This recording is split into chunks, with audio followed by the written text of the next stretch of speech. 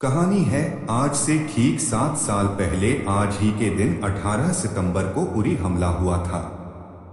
सुबह अंधेरे मुंह 5:30 बजे आतंकवादियों ने जम्मू कश्मीर के उरी में स्थित भारतीय सेना के ब्रिगेड हेडक्वार्टर पर हमला कर दिया था। जाने क्या थी वो घटना और 10 दिन बाद कैसे भारत ने लिया था बदला। वो 18 सितंबर 2016 की तारीख थी। जम्मू कश्मीर के उरी कैंप में सुबह के 5:30 बजे जैश-ए-मोहम्मद के 4 आतंकवादियों ने भारतीय सेना के ब्रिगेड हेडक्वार्टर्स पर हमला कर दिया। इस हमले में 19 जवान शहीद हो गए और कई जवान घायल हो गए। आतंकवादियों ने 3 मिनट में 17 हैंड ग्रेनेड फेंके।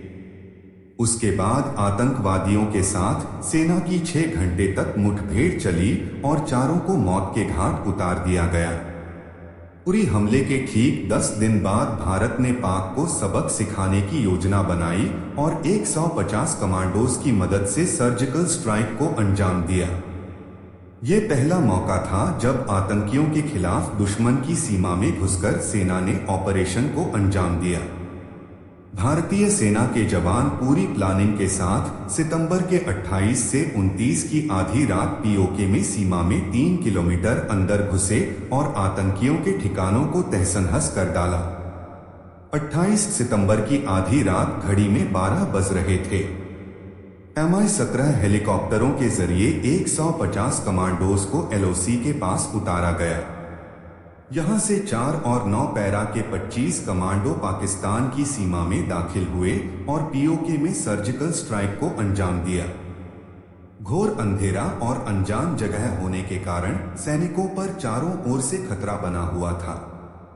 लेकिन कमांडोज आगे बढ़े और पाकिस्तानी सेना की ओर से फायरिंग की आशंका के बीच करीब 3 किलोमीटर का फासला रेंगकर तय किया। देश में तबाही मचाने के लिए आतंकियों के कई लॉन्च पैड्स भिंबर के तत्तापानी और लीपा इलाकों में स्थित थे। कमांडोज इतनी खामोशी से इन इलाकों में पहुंचे कि पाकिस्तानी सेना को भारत के इस कदम का कोई आभास नहीं हुआ। हमले से पहले आतंकियों के लॉन्चिंग पैड्स पर खुफिया एजेंसियां हफ्ते भर से नजर बनाए हुए थीं। रॉ और मिलिट्री इंटेलिजेंस पूरी मुस्तैदी से आतंकवादियों की हर हरकत पर नजर रखे हुए थी। सेना ने हमला करने के लिए कुल 6 कैंपों का लक्ष्य रखा था। हमले के दौरान इनमें से 3 कैंपों को पूरी तरह तबाह कर दिया गया। कमांडोज तबोर और M4 जैसी राइफलों, ग्रेनेड्स, स्मोक ग्रेनेड्स से लैस थे।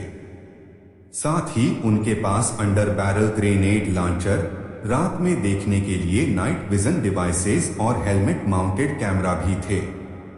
कमांडोज ने वहां घुसकर बिना मौका गंवाए आतंकियों पर ग्रेनेड फेंक दिया। अफरा-तफरी फैलते ही स्मोक ग्रेनेड के साथ ताबड़तोड़ फायरिंग की देखते ही देखते 38 आतंकवादियों को मार गिराया गया। हमले में पाकिस्तानी सेना के 2 जवान भी मारे गए। इस ऑपरेशन में हमारे 2 पैरा कमांडोज भी लैंड माइंस की चपेट में आने से घायल हुए थे। रात 12:30 बजे शुरू हुआ ये ऑपरेशन सुबह 4:30 बजे तक चला। दिल्ली में इस ऑपरेशन पर सेना मुख्यालय से रात भर नजर रखी गई। राजधानी दिल्ली में शाम को कोस्ट गार्ड कमांडर कॉन्फ्रेंस का डिनर रखा गया था, जिसमें तत्कालीन रक्षा मंत्री मनोहर पर्रिकर, NSA अजित डोभाल और तत्कालीन सेना प्रमुख जनरल दलबीर सिंह सुहाग को जाना था।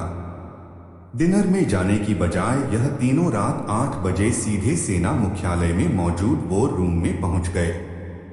तब सेना प्रमुख दलबीर सुहाग ने इस ऑपरेशन की तारीफ करते हुए कहा था कि सेना ने अपने वादे का पालन किया और चुनी हुई जगह और समय पर इसका जवाब दिया।